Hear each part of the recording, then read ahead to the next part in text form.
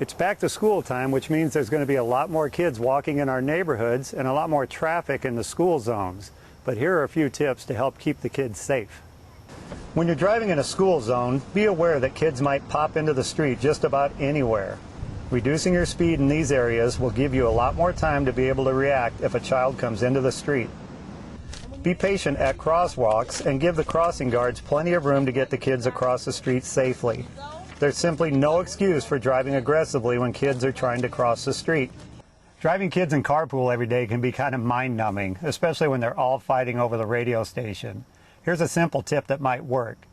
Give each child a certain day and they take turns, and that's their radio day. And if they're not agreeable to doing something so easy, tell them you're going to put your super hits of the 70s CD on every day till they agree to it.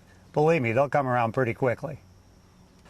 When you're dropping kids off at school, it's not a good idea to cut in front of everyone in line or park in front of the school and leave your car unattended.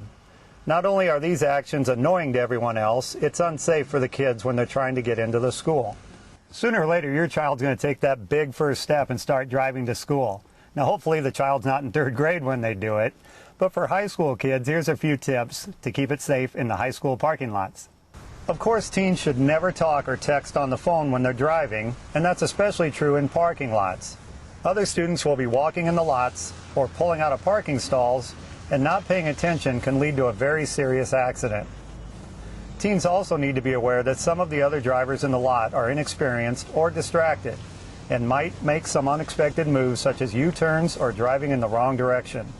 You need to be alert and ready to react when you're driving through those parking lots. All this talk about driving in school reminds me that in my day, we never got a ride to school. That's right, we walked both ways uphill in the snow. And the winter was even worse. But the reality is there are a lot of people driving in the school zones, so let's take it easy and keep the kids safe.